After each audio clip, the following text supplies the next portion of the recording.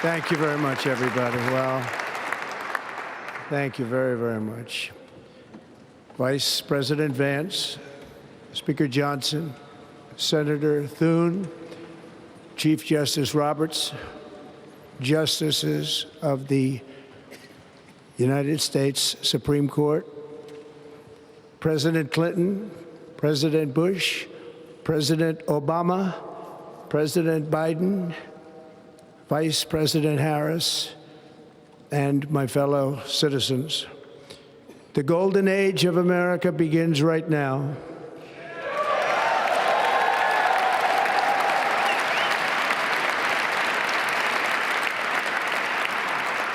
From this day forward, our country will flourish and be respected again all over the world. We will be the envy of every nation, and we will not allow ourselves to be taken advantage of any longer. During every single day of the Trump administration, I will very simply put America first.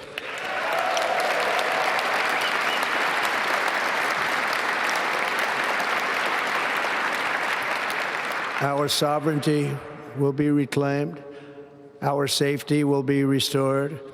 The scales of justice will be rebalanced. The vicious, violent, and unfair weaponization of the Justice Department and our government will end.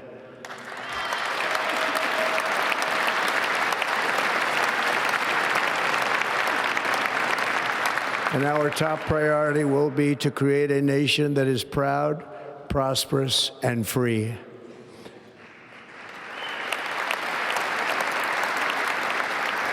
America will soon be greater, stronger, and far more exceptional than ever before.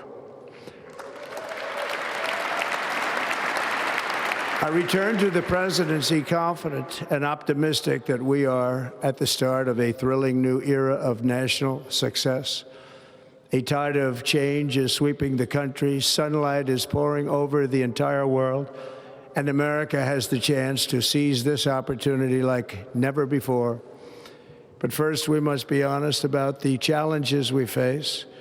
While they are plentiful, they will be annihilated by this great momentum that the world is now witnessing in the United States of America. As we gather today, our government confronts a crisis of trust. For many years, a radical and corrupt establishment has extracted power and wealth from our citizens while the pillars of our society lay broken and seemingly in complete disrepair.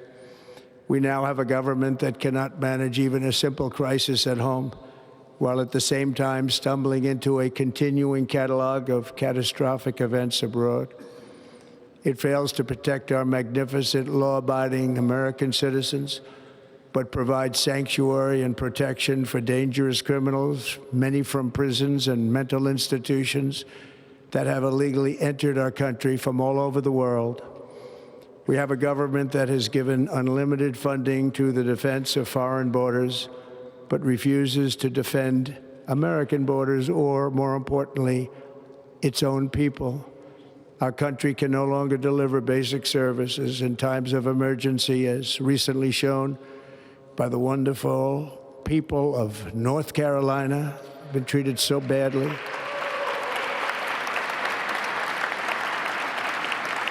And other states who are still suffering from a hurricane that took place many months ago. Or more recently, Los Angeles, where we're watching fires still tragically burn from weeks ago without even a token of defense. They're raging through the houses and communities, even affecting some of the wealthiest and most powerful individuals in our country, some of whom are sitting here right now. They don't have a home any longer. That's interesting. But we can't let this happen. Everyone is unable to do anything about it. That's going to change. We have a public health system that does not deliver in times of disaster, yet more money is spent on it than any country anywhere in the world. And we have an education system that teaches our children to be ashamed of themselves in many cases, to hate our country despite the love that we try so desperately to provide to them. All of this will change starting today, and it will change very quickly.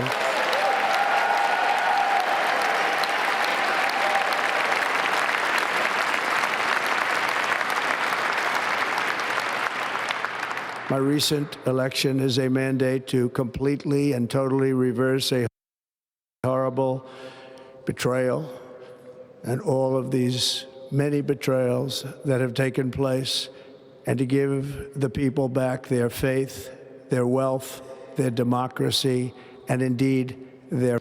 From this moment on, America's decline is over.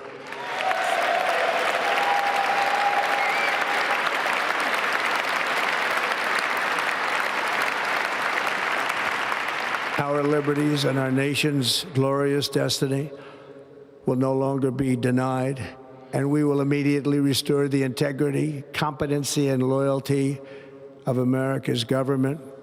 Over the past 8 years, I have been tested and challenged more than any president in our 250-year history, and I've learned a lot along the way. The journey to reclaim our republic has not been an easy one, that I can tell you. Those who wish to stop our cause have tried to take my freedom and indeed to take my life. Just a few months ago in a beautiful Pennsylvania field, an assassin's bullet ripped through my ear. But I felt then, and believe even more so now, that my life was saved for a reason. I was saved by God to make America great again.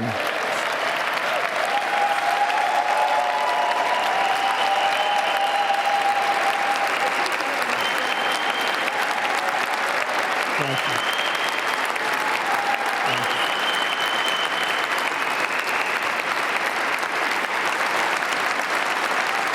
Thank you very much.